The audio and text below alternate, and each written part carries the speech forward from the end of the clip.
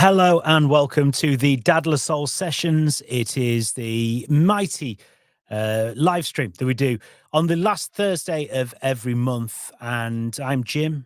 Hello. On the show today. It's a packed show as always. Every month you get plenty of stuff going on. In just a minute or so, we'll hear from Dan Lasoul, the Uberlord of Dadler Soul. He'll have his update on the latest Dadler Soul developments. You've got Alex's conflict management clinic coming up at 8:45. And then 9:00, you've got rapper Wilko Wilkes. He's talking about his new project, which is all about empowering children to use their voice for positive change as well. And I have three fascinating people talking about three very different things. It's well worth sticking around. I'd love if you could watch for the whole hour. It takes about an hour. If you can't, then this will be on YouTube and on X, whatever Twitter is called nowadays, YouTube, Facebook, LinkedIn, and Mixcloud forever after that. And you can hear the main interview as a podcast as well, the Dadler Soul Sessions podcast, wherever you get your podcasts, whether it's a good podcast provider or a terrible one, because let's face it, they're a varying quality, aren't they? Anyway, my name is Jim, as I said. I'm trying to find a place where I can get the light and it doesn't get into my glasses. If anyone has any tips about that, stick it in the chat. That'd be nice. But first of all, this is a chat that I recorded yesterday with Dan, who is the guru of Dadler Soul. He's the founder of Dadler Soul. He's the chief head honcho and all of that. Currently, he's at the Brighton Dads Only meetup. It's the second one of those today at PropellerNet in Brighton. So this is him through the magic of recorded video. The man, the myth, the legend, Dan Flanagan. Or Tyler Durden, as somebody referred to me the other day. Did they? Yes. I think it's because I look very similar to a young Brad Pitt. Right. Oh, William Pitt the Elder, depending on which one you look. Tyler Durden. I thought Tyler Dane with Tell It to My Heart. You're the only one. That's Taylor Dane. Taylor Dane, there you go. You're doing your nans mixing up of popular references, aren't you? We've discussed something. I got a player called Tyler Denton, and I made that joke on Twitter about, I love Tell It to My Heart, and no one got it. I'll talk about Tyler. We've got Tyler. Anyway. Is it Bonnie Tyler? What? No, it's not, but it's Tyler Slade who's coming to, when this is going out live, because the wonders of the internet means you're going live in Yorkshire to the world, and we'll have our Dadler Soul Sessions in Brighton. And about the same time, I will have a Q&A with the lovely Tyler Slade, who's one of our community members, who is disgusting. He's got like an 8-pack. He's just like a Baywatch model. He's not a nice fella. No, actually, he is. He's a force of nature, and he's the guy that inspires lots of us to get fit and do our swim and sauna groups. But it hasn't always been easy for him. So as part of the sessions tomorrow night, he's going to come in and share some of his stories. We did it at our Worthing meetup last week, and if you meet Tyler, he's just such a ball of energy. And then when you dig a bit deeper to people, you find out all this stuff, and it really does make you stop and think that the masks that we put on to people. So I've preempted your question and gone, what's going on to Dadler Soul? I know, this is like a Quentin Tarantino cut, isn't it? Where I ask the question later and we go back in time and forwards in time. It's confusing. We're going on. What are we doing? We have been really busy planning next year's events. So lots of cool stuff for dads and kids. We're going to do lots more cool stuff for dads, because I realised that we have, great facilitators like Audio Active come in and do the rap and the beat making for the kids. It can be quite difficult for the dads to actually get really involved. So we're going to start bringing in facilitators to the dads only sessions and have pop-ups where we turn up at different venues. So whether that be we taking over museums, we do beer tasting, we bring in some, can't say who, but some relatively very big names. That's pretty busy. Next month in Brighton, we've got the lovely Sam Delaney, who's coming down to do a Q&A with us. What else is going on? We've got Halloween. Spooky. So lots of crafting activities this weekend in Worthing. What else is going on? We got a sexy new brand. So big up Chris Humphries, who some of you might remember from, was it the last show that you interviewed him? It was the last Daddler Soul Sessions, the one that got postponed slightly because I was all COVID-y. And then he came, he was very, very gracious and came on the next week. And it was one of the most sort of jaw-dropping episodes, fascinating. He had a lot to say. And it was profound, wasn't it? It was really profound. It was really, it's, I would say, challenging, but, you know, in a good way. And I think it's worth having a look at that, because try and do sort of lots of different stuff on this and have the light and the shade, and have you know, we have some comedy guests, we do some fun things, but also, you know, it's good to kind of delve into like some proper serious subjects that that really affect dads and men in general. So it's just, yeah, absolutely fascinating, well worth a look, and probably very helpful to a lot of people as well. Absolutely.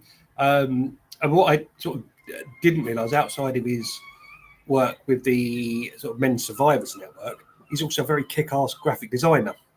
So we've been working on a new brand, and poor old Jim has had some late nights where he's been trying to detangle my creative ideas, and I was hitting a brick wall, bang, bang, bang, and not getting it. So I started chatting to Chris on LinkedIn, and then saw his portfolio, and I thought, damn, that's so much better. So we had a quick Zoom call. I said, what do you think of this? He said, yeah, do you want to do it like that? I said, no, it's a terrible idea. He said, just leave it with me. Came back the next day, and it was like, that again, that's so much better than I could have done. Yeah. Thank you very much to Chris. So we got, sexy new branding coming out. Our research project with Sussex University gets published in about 3 weeks' time. So we had a lovely South African student called Offence that interviewed lots of our members of the community and looked at the wider world of men's mental health. So to have somebody from an academic point of view really dig deep into our work, I think that's really going to be interesting.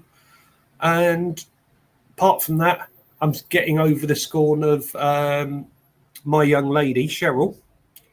She said, you and Jim are essentially the two Ronnies. And I was like, what, Biggs and Cray? So yeah, you've obviously got to be Corbett, and I've got to be Barker. Right, so okay. You need more golf jumpers. Yeah, I mean, I like a Lyland Scott jumper every so often. Yeah, exactly. Who doesn't? Yeah. And I've got to put on a few more pounds. He goes, yeah. So it's like, yeah, the two Ronnies are rap. This is what I'm going to own. So, thank you, Cheryl. Yeah, I mean, you know, it's not bad, and I think we'll probably use that in the in the marketing for the podcast that we do, the Daddler Soul Extra Time podcast,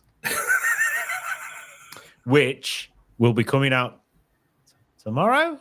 Yeah, my fault. I was poorly, so we had to scrap last week's because I nearly lost my voice, which is a terrible, terrible crime for the whole of humanity.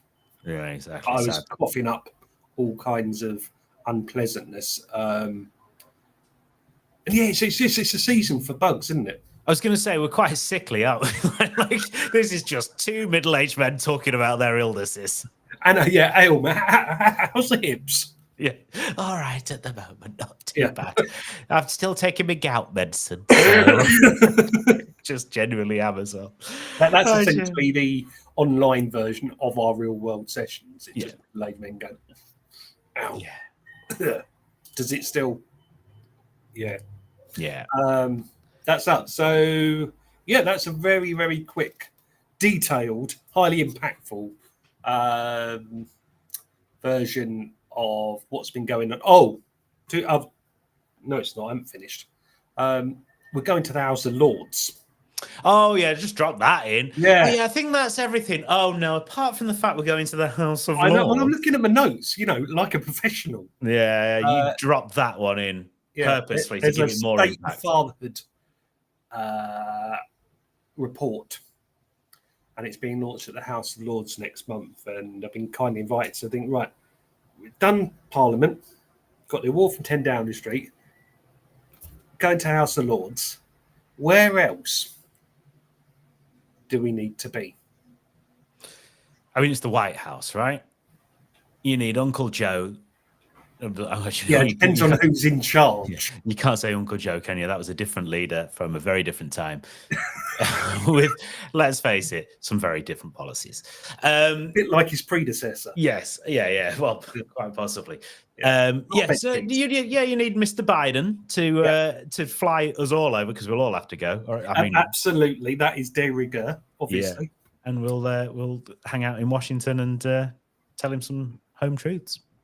Isn't it? But they've got a lot of guns over there, so I think we should keep our really smug opinions to ourselves.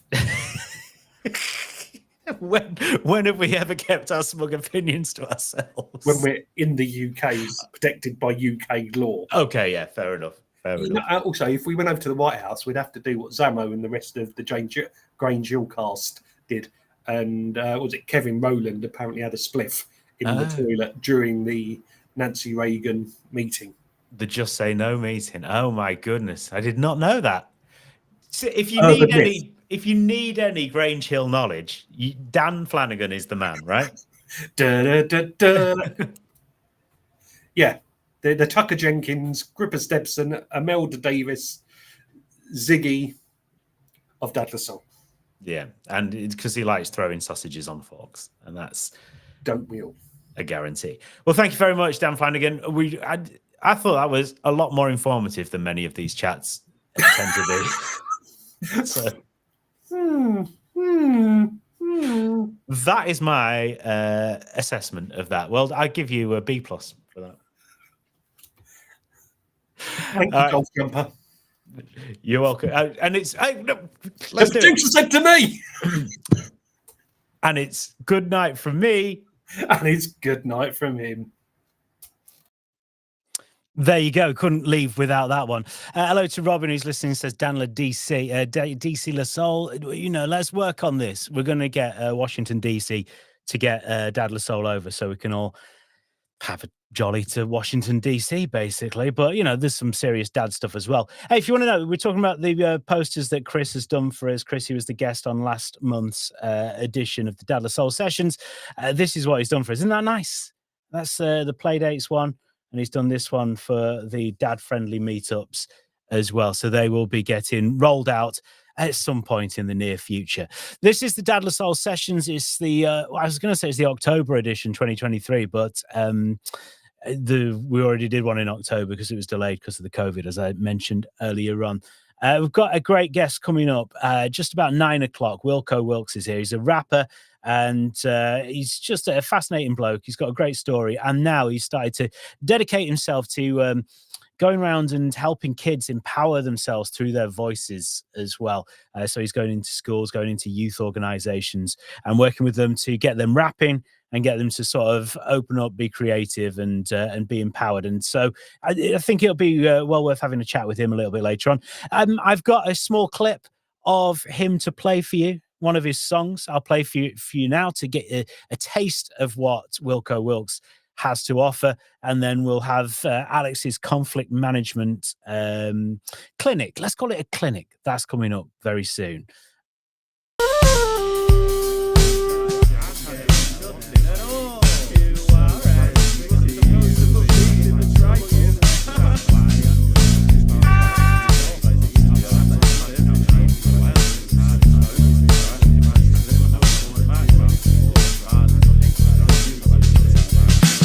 Adrenaline's crash like Sunderland after Peter Reid. My head's more mashed than a carrot beating a Swede, but not like Benny from Abbott or Ulrika, I mean veg.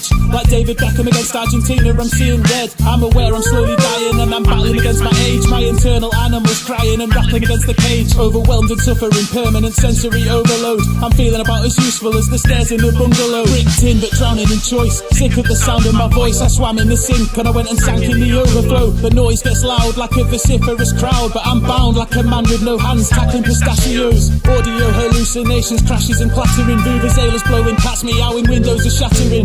70 versions of me incessantly chattering. My confidence and competence have taken a battering. Cause I'm trapped in my mind, I'm spending all of my time ruminating, contemplating, but finally I'm resigned to the fact that I find it difficult to unwind. So I simmer for a while before climbing back up the slide. Because I'm trapped in my mind, I'm spending all of my time ruminating, ruminating, contemplating, but finally I'm resigned to the fact that I find it impossible to unwind. So I just simmer for a minute before climbing back up the slide.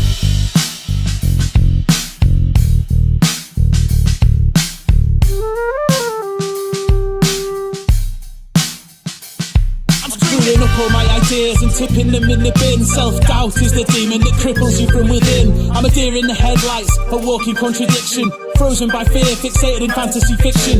I feel like a fraud and I'm holding myself back with a cynical sword, stealthily severing my sack, causing eye-watering pain. But it's a chore to explain, cause I'm so bored of this game. I'm disengaged and I'm mainly hearing nonsense and gibberish. I'm nervous and skittish, more illusion than human and more reptilian than British.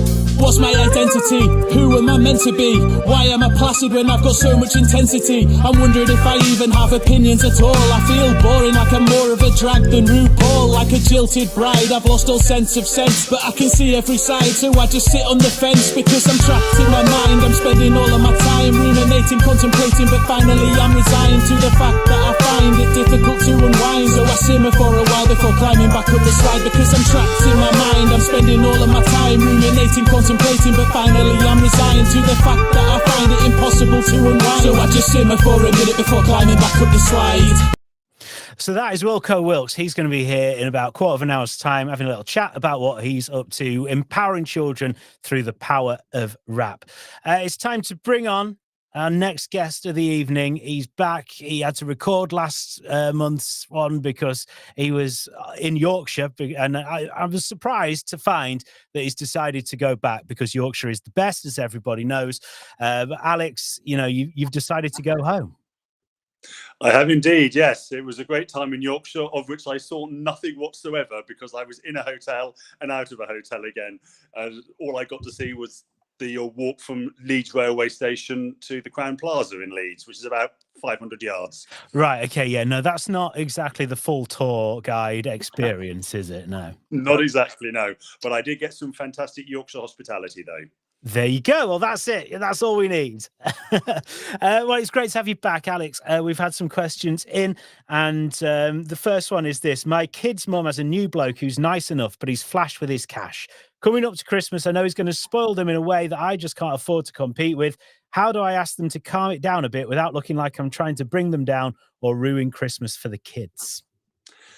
Okay, it's always a difficult one because it's about how commercialized is Christmas getting? Is the answer. We know Christmas is commercialized, you know. I mean, the fact it's the second most important Christian festival in the year is sort of forgotten by an awful lot of people. But that aside, it's about actually trying to make sure that kids don't expect there to be more presents than there were last year, bigger presents than they were last year. I don't know if you remember, it was the first Harry Potter film where his cousin, who he lived with, was complaining that there was one less present than there had been the previous year, which is a very good example and a good insight by J.K. Rowling into the commercialization of gifts, etc.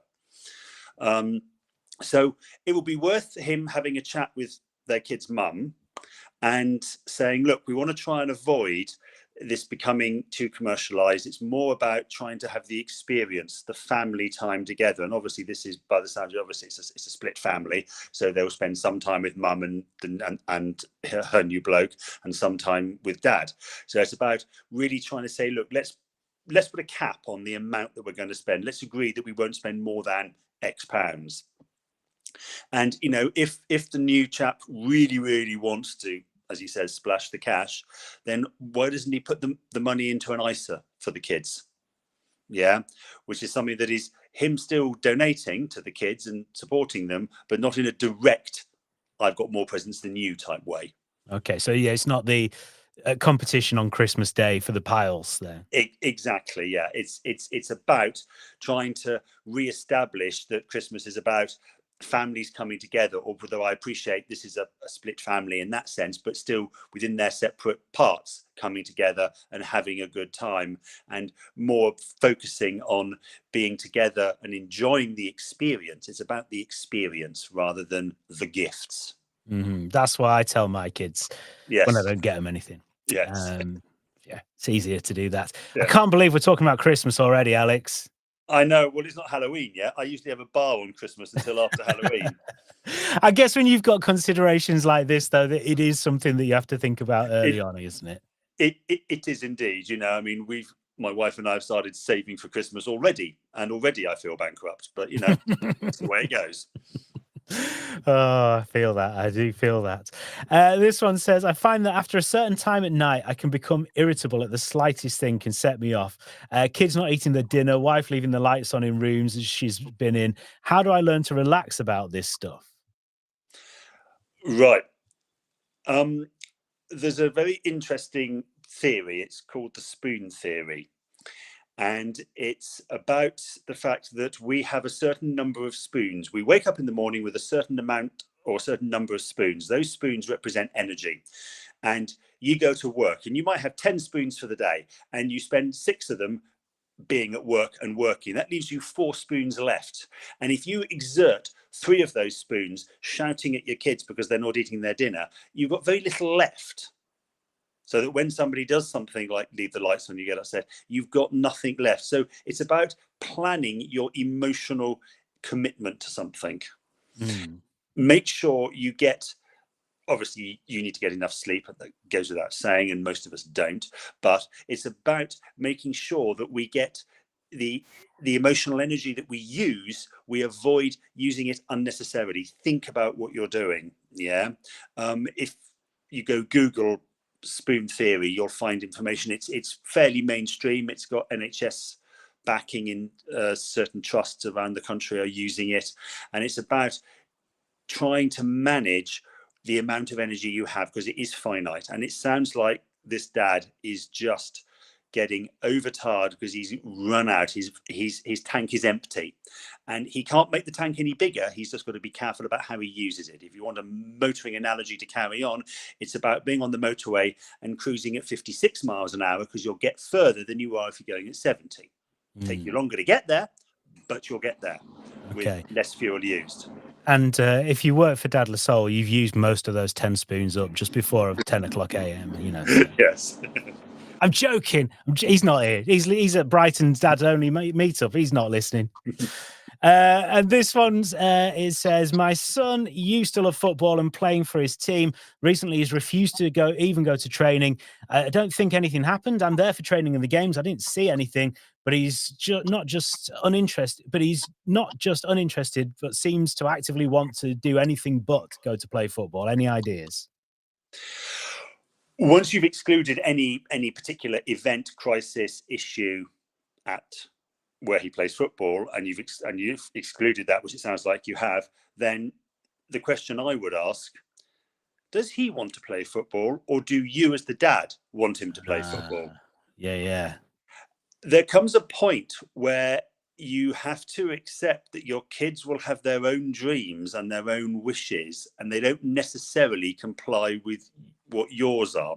Now, the classics: you're going to tidy your room, you're going to put your washing downstairs in the laundry pile, etc. Those are reasonable things to do and make them do. But if they say, I don't want to play football, well, okay, what do you want to do? Yeah. And the son might suddenly say, well, actually, I'm just choosing at random here. I really want to play rugby. Okay, you want to play rugby? Let's find a local rugby club. So it's about actually identifying what the child actually wants. What is their goal, their dream? Because, you can't force your ideas on them indefinitely. Yes, as I say, tidying your bedroom, etc. Those are reasonable things that you can do, and we'll bat our heads against a brick wall on that until the day they leave home, if they ever leave home. But it's about actually identifying what do they want, and sit down, talk to your son and say, I know you don't want to go to do football anymore. That's fine by me. Doesn't worry me. Obviously, I enjoyed going to it with you. But if there's something else you want to do, what is it? What would you like to do? So you could say the answer is communication. I was waiting for you to come up with that. I deliberately didn't use the C word today just to see if you would come up with it, Jim, and you did. So yeah, of course, it goes without saying. All 3 of these stories, the stories I've given in response to very intelligent questions, is about communication. It's always about talking. And remember, not always the what you say, it's the way you say it. So if you're going to chat with your son about it, don't go, so why do you want to do? I don't want to do football then. Okay, well, I hear you don't want to do football. Is there anything else you'd like to do? What other sports do you want to do? When I was younger, I did these sports, as a way of just introducing the conversation, not suggesting that they should do those sports, but. Yes, but it's just as an example, there are other things, and whatever you choose. Yeah. Okay. That makes sense. We have had another one in on the messages, if that's all right to just drop this on you. That's fine. Drop it away. How can I deal with step siblings who are openly rude to my mum? My stepdad doesn't get involved or seems oblivious. Seems oblivious. Yeah, right. Okay. I've not noticed this because this seems like an issue that I would have to deal with. Yeah. So I mean, we're talking here about a blended family. And there is always the old saying, you can't choose your family, but you can choose your friends.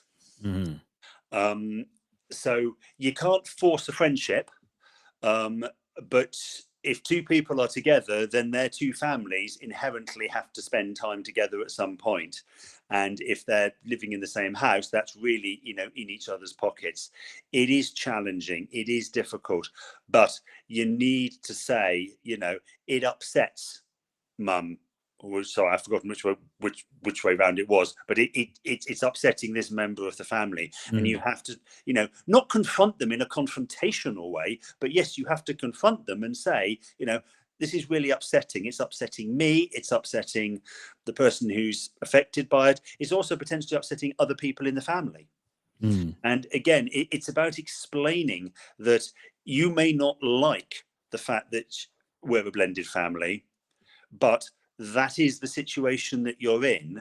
And sometimes in life, as tough as it is, you have to accept, or if you want to use blunt terminology, I wouldn't say you suggest you actually say this in this context, but you have to suck it up. Yeah. Okay. But I wouldn't say that. I would say, it would put it in diplomatic terms and so on, but just encourage we all have to get on. It would be a much nicer experience for everyone if we were all kind to each other. It's just kind to each other. You don't have to be friends, and that's the point. You don't have to be friends with them. You don't have to go out and socialize with them. It's a bit like, your work colleagues. You don't have to get on with them. You don't have to socialize with them, but you do have to work with them. Yes, there has to be a basic level of respect between everyone, doesn't there? Yeah, exactly. Okay. Yeah, that makes sense. Alex, once again, thank you so much. Really appreciate you coming and giving your amazing advice as always. Thank you for doing that. Take care. Thanks, Jim. And next time you're in Yorkshire, make sure you get out and actually see some of it. All right. Well, next year the conference is going to be over 2 days, so I might be there for 3. So I might take a day's holiday at the front end and make it 4 days. Right. Well, I'm coming and I'm going to show you around. I'll show you around Leeds, the sights of Leeds. Thank you. Oh, you'll have a great time. I will look forward to it. Thank you very much to Alex. Right, very soon we've got Wilko Wilkes coming on. But first of all, it is the Brighton Dads Only meetup tonight. So this is one of 3 Dads Only meetups that we do at the moment. One's in Worthing, one's in Hove, and the other's in Brighton. And this is what happened at the first ever Brighton one last month. And thank you to Christian from Daza Productions for putting together this video. We'll be talking to Wilko Wilkes very soon after this video.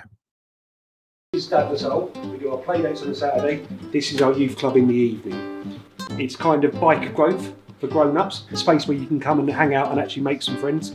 And it's also group therapy, but we're not going to sit around in a circle and share. But this is a place for you to put your hand up and ask for help if you want to.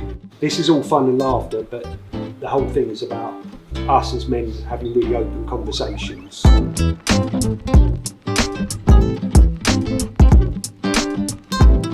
Dad the Soul is an essential community. For many dads, there's a lot of feelings of anxiety and isolation, and there's so many other groups out there that cater for mums, but there's so few that offer the same opportunity for dads and their kids.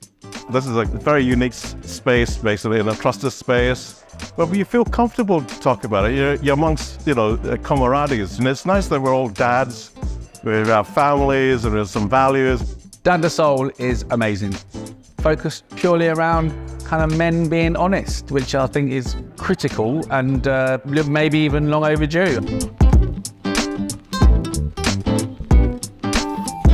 This so many people within our community with really interesting stories.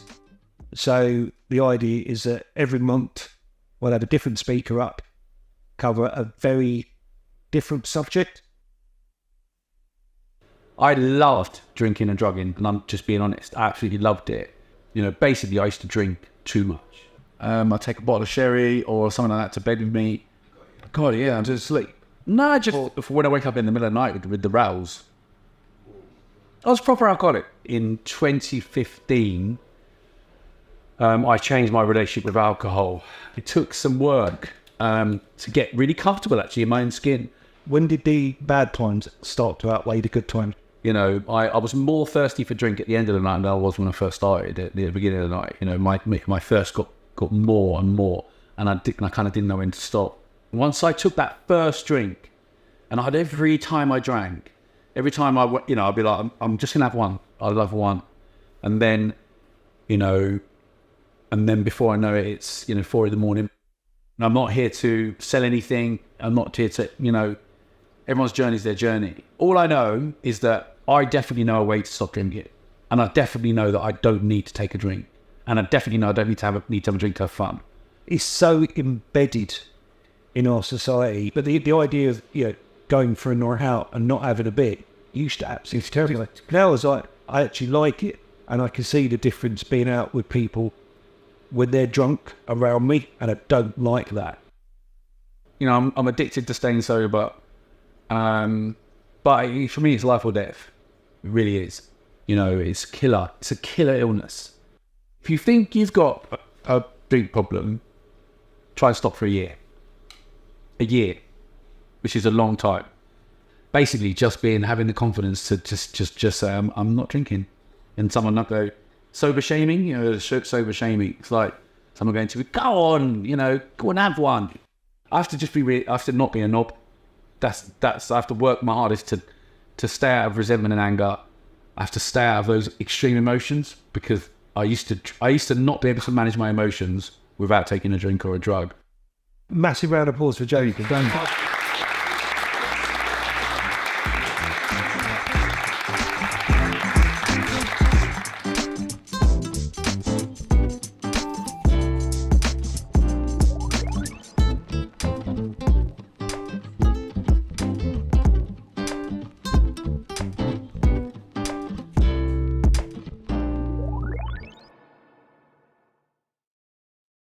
Thank you very much to Christian from Darcy Productions for putting together that video, and to Jason Baker as well from Diary of a Sober CEO, who came to talk at the first Brighton Dads Only meetup. So that's happening right now. The second one of those is happening in Brighton. But check out dadlersoul.com for our other events. We've got other Dads Only meetups in Hove and Worthing, and then we've got the play dates in Worthing and Brighton as well. Worthing is this weekend, by the way.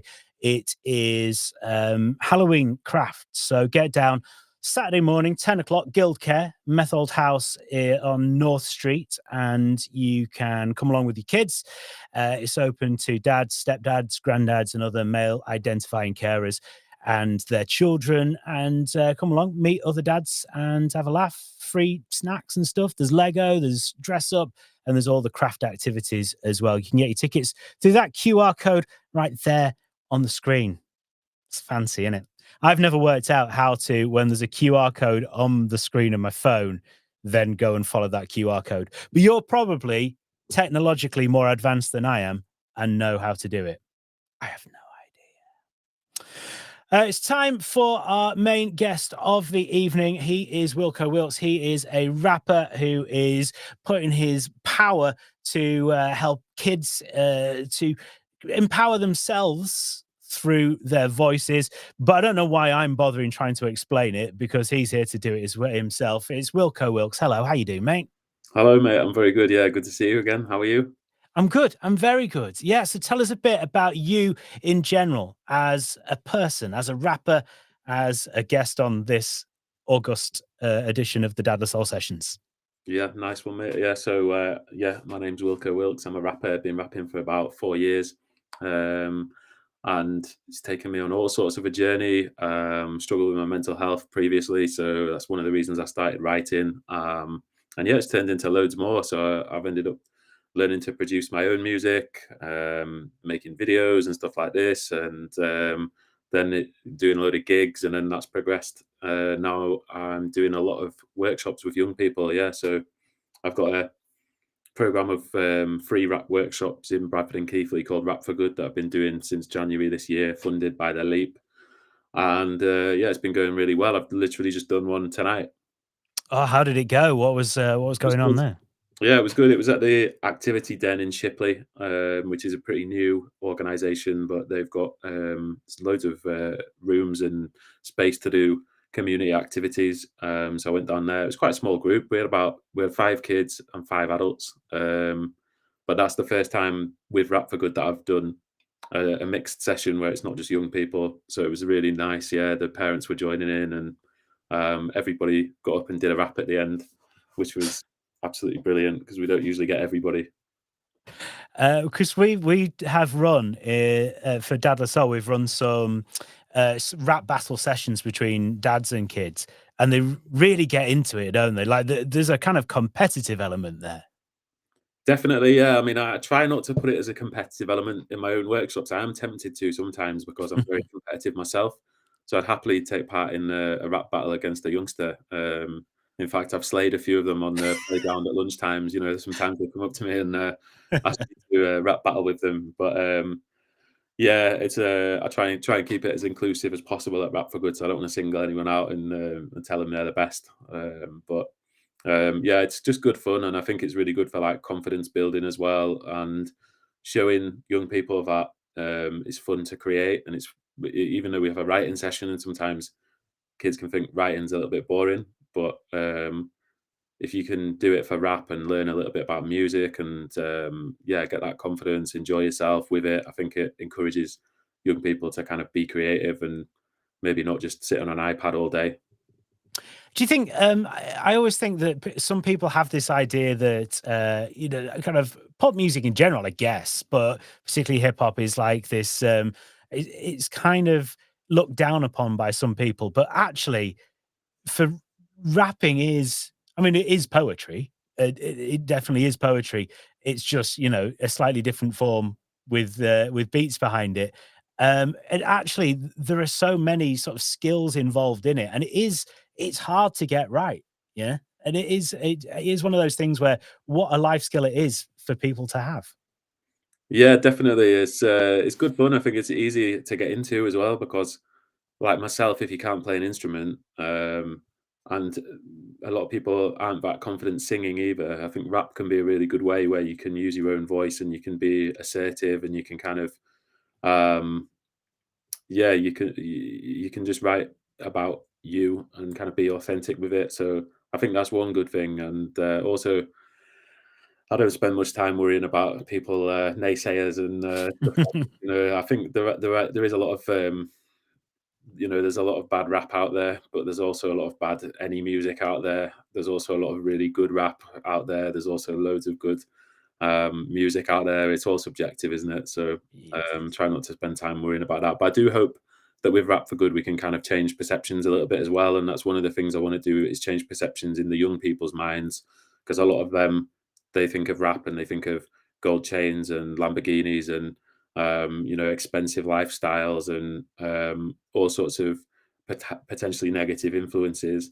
So I try and teach them that it's not about that. It's about expressing yourself and, you know, being real to you, but doing it in a kind of positive way. Mm. So what happens at one of your sessions then, the Rap for Good session? What would normally happen? Yeah, so we'll get everybody together. We'll get the chairs in a semicircle. I'll introduce myself. I'll explain what Rap for Good is, why I'm stood in front of them, telling them about why it's good to be creative. You know, I'll talk a little bit about my mental health and my background. And then I'll get everybody else to introduce themselves. I'll pass the mic round and we'll have a bit of a chat. And then I'll do a little bit of rapping for them. Usually get them wide-eyed, excited by that point. Then I'll talk about why it's good to be creative, and we'll have a discussion, usually change that up, but have a bit of a group discussion, and then we'll do the writing session. So hopefully they've been inspired by what they've heard up to that point, and they're chomping at the bit to get some writing done. and then step up to the mic themselves. So that's what it always finishes with. We'll have the performances. People can come up and perform what they've just written. It's always really good fun.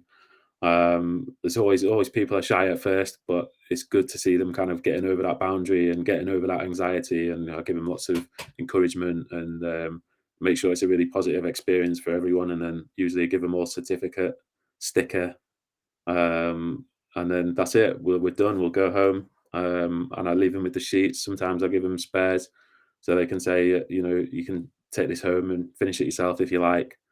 And I've had some positive feedback as well. I've had someone recently telling me that one of the young people went and performed his rap in the school assembly, which was awesome. Oh, nice. So yeah, I know they're kind of and another lad like went home and did. His brother was a rapper as well. His older brother was a rapper, and so they did like a bit of a duet together. Oh, that's amazing. So you said, there's a few that are shy. I imagine, I mean, I write stuff for a living, and the fact of sitting down to write sometimes it's like it flows, and sometimes you're there going, I have no idea what to put on this paper. How does that work in your sessions? Do you get kind of kids who are like, I've got no idea what to write? Yeah, definitely get that, and I get that myself. Yeah, I'm the same. But with the sessions, I try and I make sure to tell everybody before we start writing, so it doesn't have to be perfect.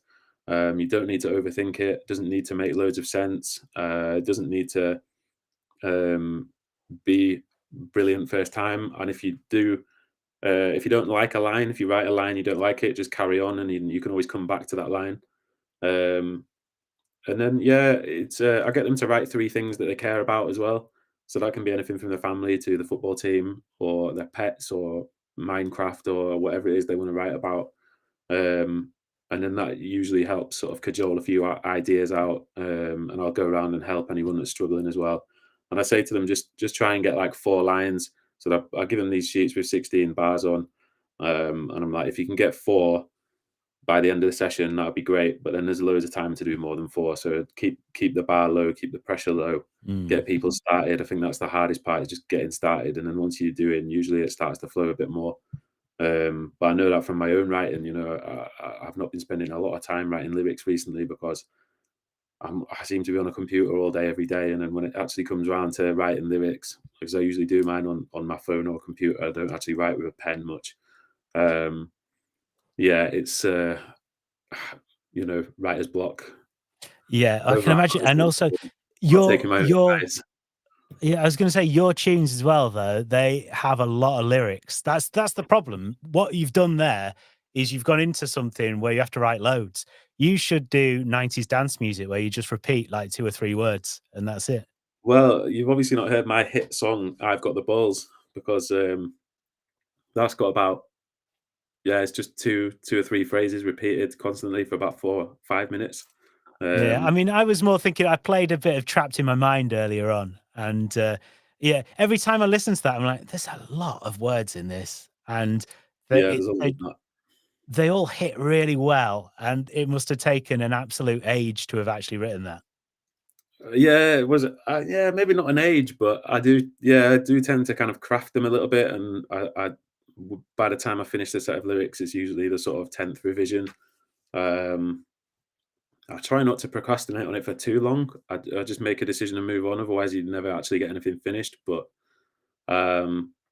it does take me quite a while sometimes, and I think that's part of the reason why I've not written much this year, is because I've got a few projects. I've got like loads of unfinished lyrics, but a lot of them are like, the ones I really want to do are like epic, kind of going to be really long songs, like little twists and stories and stuff like this. So.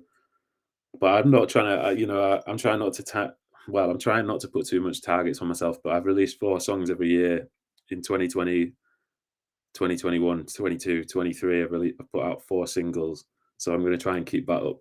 I think that's a good pace for me. Yeah, it is good to have something to aim for. I always think if you've got like a deadline or something, it's much easier than if someone goes, "I'll just get it to me whenever." Because then it just, I mean, with the clients that I do work for, not including Dad La Soul, right? I'm not including them, But if there's any work that hasn't got a specific deadline, it will go on the to-do list, it'll drop down to the bottom, it'll go on to the next day's to-do list and then drop down to the bottom. It'll keep getting relegated. It's just, yeah, That's that's the way how it it works. goes, yeah.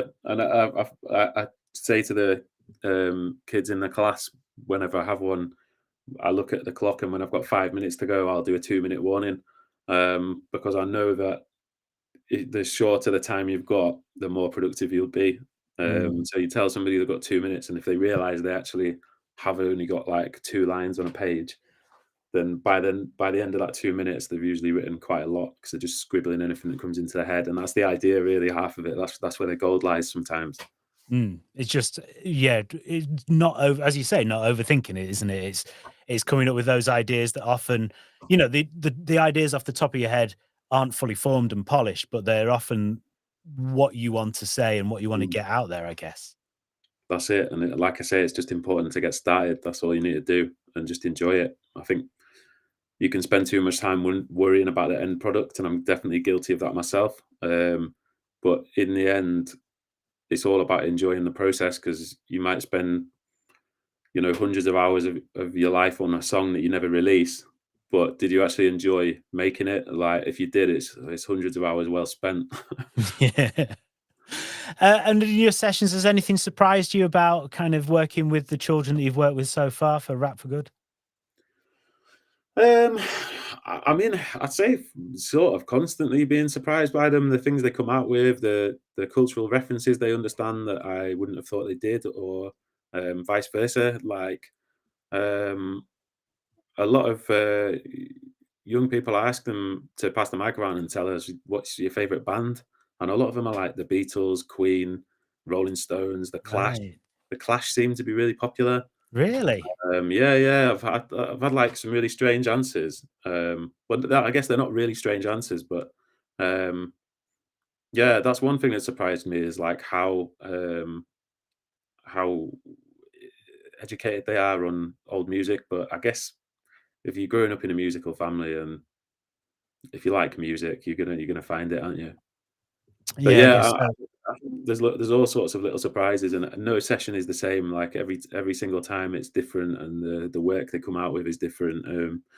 But it's always really enjoyable, and yeah, I want to keep doing it for quite a long time. And I think it makes a difference as well. I think one of the real nice surprising things is where you get kids who are really sort of rowdy, and they don't want to give you any respect at the beginning. And then after I've done a bit of a rap and I've kind of got them excited about it, they're actually like the best, like, at sitting down and writing and keeping their concentration, and or they they're engaging in something that they just didn't want to. Um, yeah, it's nice to see that you're able to kind of see the change throughout one session, and yeah, I like doing that. Mm. It's just important, isn't it, for children to find a way to express themselves, and they might not have another way, or this might unlock something. Creativity, as you say, is a great way for children to express themselves when maybe they wouldn't be comfortable talking directly, maybe to other people. Oh, I spent so long myself, um, just not doing anything creative for, probably from when I was a teenager until I kind of started doing this writing in 2019. I wasn't really just doing anything creative, and I feel like it was holding me back in a way. I feel like my mental health was suffering from it because I didn't have an output, or I didn't have um, yeah, like a pursuit that could kind of keep me on a path to actually doing something off my own back, and then seeing little aims getting completed, and having little targets. Like you said earlier, I think the targets is really important. I set myself targets at the start, like, I'm going to finish this song by Friday, or I'm going to have, I wanted to get to 10 songs. I wanted to do a gig. So I put these like lines in the sand and just said, right, I'm going to do what it takes to get there. Um, and then, yeah, I did the same when I released my album. That was like the next big thing. And then after that, I was just like, right, what do I do now? And I was a bit sick of like self promotion and kind of it always being about me. Um, so I did want to kind of make it Rap for Good rather than Wilko Wilkes workshops or something like that.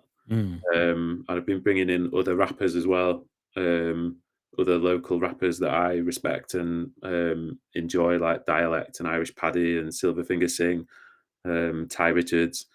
So we bringing in other voices as well, so that the kids, it's not just me, and they get another experience of seeing two rappers in a day and hearing different stories. And I want to do that more and more as well, give opportunities to other rappers, because the business has been quite good to me, to be fair. Since I started music, I've had a lot of opportunities such as this, where people want to come and talk to you or give you a bit of advice or whatever. And I'd like to, pay that forward. Great. Oh, it's just a lovely thing to be able to do. And it's it's the sort of thing that I think there's a lot of connections between Dad La Soul and what you do. I mean, Dad La Soul obviously is named after a hip hop act, although if the trademark lawyers are listening, Definitely not. No, it's nothing to do with that. ignore that. But also it's about finding more sort of creative ways. So what we do is we try and find those creative ways to engage dads and their kids, and dads and their kids together as well. And it's using media and the arts and play and all these sort of things that are not strictly educational, not traditionally, I suppose, that kind of strict idea of education, but they're just ways of breaking down boundaries and getting people talking and interacting with each other and engaging with each other, I suppose. Yeah, man, it's a really good pursuit, and I think it's very easy in this world to get dragged in to, and like I was saying earlier on about kids with iPads, it's not a slur. It's the same with adults. It's the same with everyone. It's very easy to get dragged into a case where you're literally just spending your life staring at a screen. You're never speaking to other people in real life. You're not going out and getting that human contact that I think people need. And even when you are, you've got your phone in your hand, or you're like not paying attention, or you're doing three things at once. It's difficult. So I think any activity that can kind of bring people together to chat, and same as what I do, I'm a lead facilitator at Pudsey Andy's Man Club as well. I think I've spoken to you about that before on your Bewildered Dad show, and it's just really important, I think, for everybody's mental health that we stick together, that we make time to see each other and do fun things together, and don't spend our whole lives on WhatsApp and Instagram, and it's easy to get sucked into. And I just think it's so important. Do you mind us talking about a kind of what it was like when you started writing, the sort of reasons behind you started writing? You can talk as much as well if you want. It's up to you. Well, this is a thing. Andy's Man Club has kind of helped normalize talking about my mental health, so I'm quite comfortable with it these days. But yeah, I was struggling. I was going through. I was going to counselling. It wasn't the first time I'd been in counselling, but it was definitely the best time. There was all sorts of times in my life, in my teenage years and in my 20s, where I kind of, my head just went west, and a lot of the time I was just I didn't feel really in control of my character, or in a way I was sort of trying to be somebody that I wasn't. This is, I don't know how to pinpoint it really, but I was just never that happy. I was never very satisfied with myself. I didn't have very good self-esteem, but I was playing up to be overconfident, and I think everybody thought of me as a joker, and I was kind of playing up to that because I just kind of thought that was me. I thought everything was a joke, and then kind of this counselling changed me a lot. Actually, it made me realize that I am actually quite a serious guy, and I started reframing how I thought about myself, and it kind of made me, I don't know. I was going through a difficult period. I tried all sorts of cognitive behavioral therapy, medication, do a lot of running and stuff like this to keep up on top of my mental health as well. But yeah, writing about my feelings. It started off with a bit of a joke song, to be honest. My mate Chris Linden has a recording studio, and he said, "If you want to come up and record a song, do it." So I did that, and that was good fun. I'm jumping around here, but that was after the counselling, after I kind of got the confidence to start writing. But then after that, I was writing sort of really depressing stuff. It was like every time I would sit down for a writing session, I would just pour my heart out about all these things that I had never done, or all the things that I sort of about the fact that I was kind of just living life as a daydreamer and not actually taking action on anything. I was really disorganized. But I managed to get my act together quite a lot in the last 4 years, and I'm really happy with myself and proud of myself for how much I've like got organized and been able to start spinning plates that I never even thought would come out of the shop, the plate store. Um, and yeah, it's just like, yeah, I don't know. But it's been one tiny thing at a time. But I think the thing is, it's just about trying to take action, realizing that I had a problem, and going, do you know what? I'm just going to do stuff and see what happens and see where it goes, and talk to people and ask questions and just do things. I started living by my to-do list, and yeah, it's been a mad journey, to be honest. When I look back, and I think that when I was 30, I'd never even written a song, let alone been a rapper. Now I'm 35 and I've done all these things and supported Arrested Development, and been hosting the West Yorkshire Poet Laureate, and rapping for the mayor, and all kinds of mad things that have happened along the way. It just makes me so glad that I started. Yeah, it's fascinating watching your career from. I mean, kind of, it's a couple of years in it since we sort of first got in contact with each other, and Because you can't stop time, so that would have been March 21. right, okay, yeah, so 2.5 years ago now. Yeah. And what sort of watching your career and it just going and going, and you're doing more things and going off to stuff, it's really inspiring. It is, it's, it's great. And every time you do something different and something that's an extra thing on, and that it's that forward momentum, I guess, isn't it, that kind of keeps you going, and it keeps you Yeah. kind of involved, I guess. It's kind of swallowed me up, I was saying about the organization thing. I've got to be really organized these days because I'm still working a full-time job,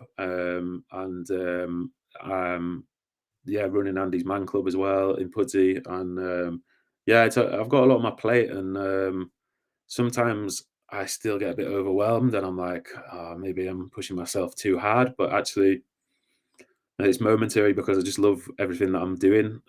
So yeah, it is a bit of forward momentum. One thing always seems to lead to the next. When I don't have any workshops booked in, someone will contact me out of the blue. Or if I don't have any gigs booked in, someone will contact me out of the blue. Or so people are kind of talking. I'm starting to get like, people I don't know contacting me who've known of me for a while, and it's mad, really. Yeah, it's crazy. But I think that's it. Music's something that brings people together, and I think I try, and any opportunity and platform that I've got, I try and talk about mental health and stuff like this, because I've seen so many people struggling, and I think music's helped me through so many tough times. It's been like the one thing that's always there, and it can be just points of solace. So I just think it's great, and like people, and I just never thought I would be able to participate in it, because I can't play an instrument, and I didn't have a band or anything like that. So it's just the way it's panned out, and managed to carve out kind of what was always a pipe dream. Yeah, I'm incredibly lucky and grateful every day for what's happened.